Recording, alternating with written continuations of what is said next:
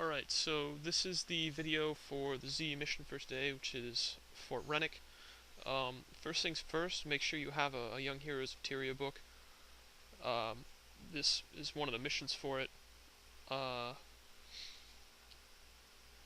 this is a very interesting mission, due just to the sheer amount of challenges that are in it. You face pretty much everything: hexes, conditions. There are a number of rangers about halfway through this mission that are at a point that they're in a spot that you can't really get to them, and they can do a lot of damage from. Um, so this is an actual quite a difficult mission to do on hard mode. Um, so be ready for that. Uh, this is I didn't actually take my full team build this time. I swapped in Vec, who's my Earth Ellie. One thing I found was that ward against melee helps quite a bit in this. For when the other spirits that I use to mitigate damage are down. I'm doing the bonus in this. The bonus is to save a guardsman from the Char Overseers, who are holding him in a cage. It's a little further up. I'll point it out when I come to it. On that note, interrupts.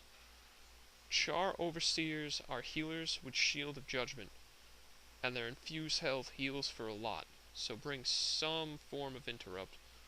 A knockdown doesn't really matter what kind of interrupt it is, just as long as it's an interrupt. I got to that point where the rangers are, so I can run around and kill this group. Now, after you kill each group, there's going to be a group of 3 Char Seekers that run up to where that group should be. You'll see them start running in a second. I just kind of headed them off right there. If you can help it, fight them from higher ground. If they are lower than you when they're shooting at you, they do less damage. So try to fight them from lower ground. Kill this Necro boss, and kill that Char. There's a locked chest I don't have a key for. I got a little turned around right there. But the real bad part about this particular place where we are right now is the Char Rangers are in a spot where you can't get to them until you're actually on the other side of this little valley thing. And there's another group of stalkers. And they can actually do quite a bit of damage with the spells and the skills that they have. So, if you can help it, I know that even displacement, you can see displacement is on.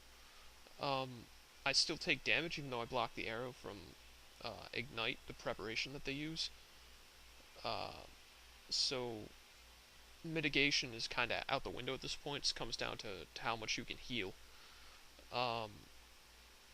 The first part can also be particularly difficult. There are Hex Reapers in the first part. They use Lingering Curses and Faint-Hearted.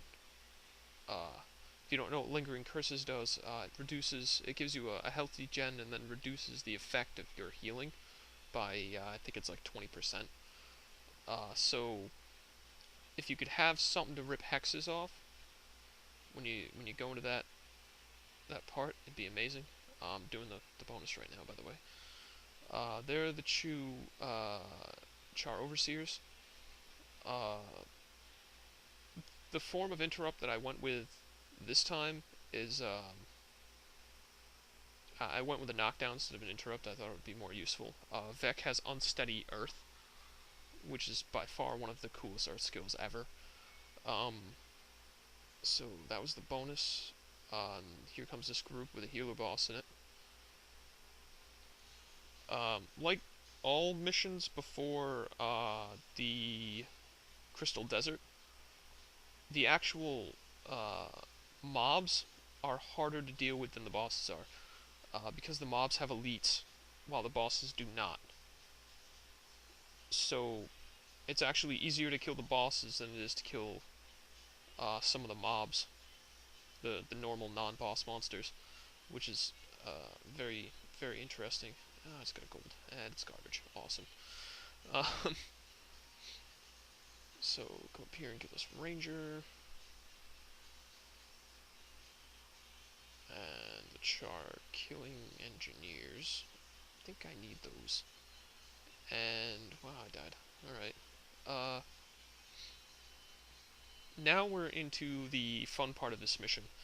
Uh, and by that I mean every single group that you're going to run into from now until the end of the mission has a fire caller in it. Fire callers are the char fire elementalists. They have meteor, meteor shower, flare, and a couple of other nasty AoE fire spells. Okay, don't want to listen to you talk. The point of what I'm doing right now is I'm finding uh, items to fix a trebuchet. There's a arming lever, a locking bolt, and a something else. I forget what. So you just kind of go to the three wrecks of these catapults. Each one has one. They're pretty close by. Uh, there's also a group of char at each. Oh wow, spiked. There's a group of char at each catapult, so be ready for that. Okay, that took a while to drop. Here's piece number 2, and I need piece number 3, which is actually a little bit of a run. There's no group of char here. Huh. Alright, so this is the final piece that the Siege Master needs to fix the trebuchet, which doesn't really look like a trebuchet. So we talk to him, and it magically gets fixed. We arm it, and we launch it, and we watch what happens. That was a lot of char dying, by the way. So now we get to run back around and go down. Oh no. Char up here. Kill these 2 guys. Oh, more wreckage. Oh, there's nothing in there. I forgot how to get down. Wait, there we go. Okay. They were apparently all worshipping a mystical bag of rice. Or wheat, or something. There's unsteady earth again, by the way. It's a really awesome skill. It's like churning earth. So it does a lot of damage in a wide area, but instead of having to be moving 33% faster for it to trigger, it just triggers automatically. It'll knock anybody down that gets into that little area. Alright, this trebuchet is for the group that's over here that isn't quite where it needs to be yet. When you run up here, there's going to be a lot of char that run into the center. I got scared right there, actually, because I was like, oh, I thought they were going to aggro. So I popped a cupcake. You don't have to. They just kind of chill it by the fire, and that's what that trebuchet is there for. Now we just kind of sneak past those other 3 groups that are over there. We come up here. After we beat this boss and his group, the mission is over. He's not particularly strong, so bam, dead. There you go. Thanks for watching.